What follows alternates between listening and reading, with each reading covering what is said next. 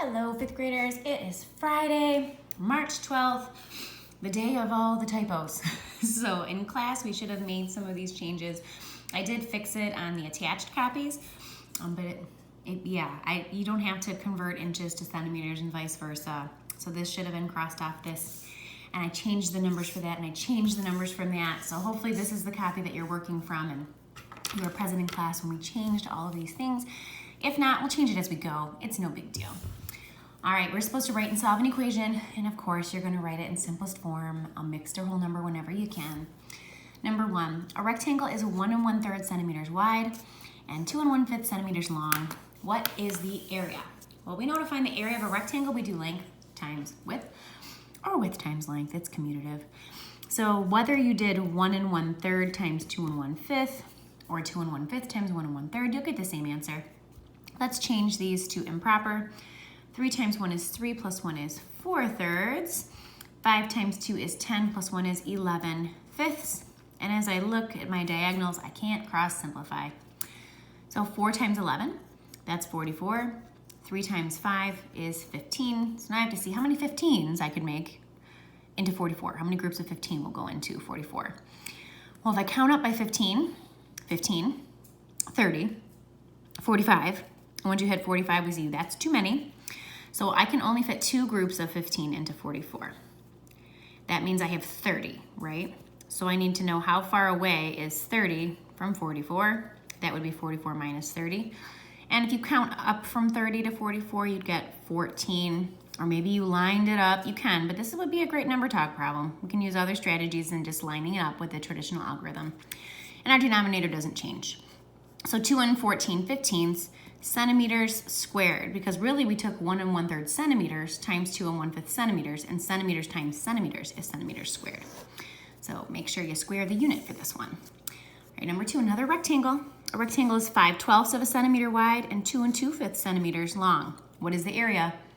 Area is length times width. So again, you could do 5/12 times 2 2/5, or 2 2/5 times 5/12, it doesn't matter. And I'm gonna change this so that this is improper. 5 times 2 is 10, plus 2 is 12/5. Now this one's kind of fun. You're gonna learn something a little bit new. You don't have to know it, but whenever there's an opportunity to kind of preview something you're gonna see in the future, I'm gonna take it. 5/12 and 12/5, what are those to one another? If you said reciprocals, you are right. And something kind of fantastic happens whenever you multiply reciprocals. You'll see it play out. Maybe you've already seen it play out. Well, 5 and 5 can cross simplify to 1 and 1. And 12 and 12 cross simplify to 1 and 1. And we get 1 over 1, which is 1. So the answer would be 1 square centimeter. And did you know that every time you multiply reciprocals, you get 1? Because think about it. If you are multiplying reciprocals, you're going to have the same digits diagonal from one another, and they'll always cross simplify. So something kind of cool. Whenever you multiply reciprocals, you get 1. Right, 3 and 4 are a little different than what we started with. In these, I say the area of the rectangle is 8 square inches and has a length of 1/4 inches. What's the width? So I don't give you the area. I don't give you the width here. I give you the area and then one of the side lengths. So with this one, your equation is going to look like, normally it's area equals length times width, right? Well, I give you the area of 8. I tell you the length is 1/4, and I don't give you the width.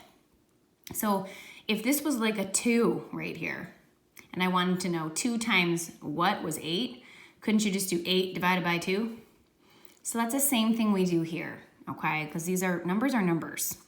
So if I am missing one of the side lengths, I can use division to find it. I can take my total area and divide that by one of the side lengths to get my width.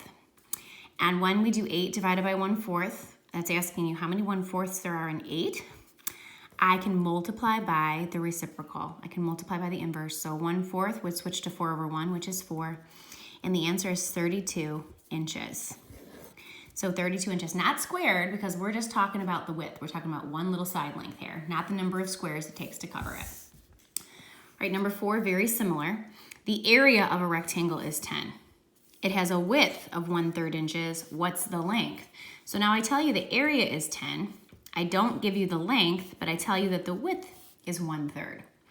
So if I want to know what number times 1/3 is 10, I can get that by taking 10 divided by the 1/3, just like you would with numbers that come out nice and pretty. So with this, I would multiply 10 by what? Well, the reciprocal of 1/3 is 3/1, so 10 by 3. And I get 30 inches for that length. Okay, last set. Without multiplying, use greater than, less than, or equal to indicate how the product will compare to the factor.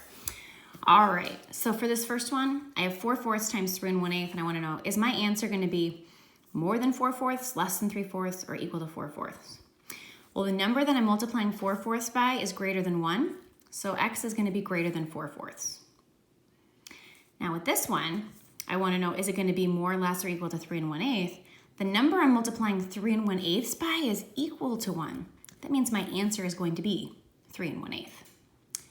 Okay, number 6. First thing I want you to notice here, 9 times 8/7. I'm hoping that that stands out to you as a fraction that's greater than 1, because 8/7 is improper and it's really 1 1/7. So when I want to know how my answer is going to compare to 9, 9 is being multiplied by a value greater than 1. That means my answer is going to be greater than 9. 8/7 is being multiplied by a number greater than 1. So that means that my product's going to be greater than 8/7. So you should have greater than for both of those.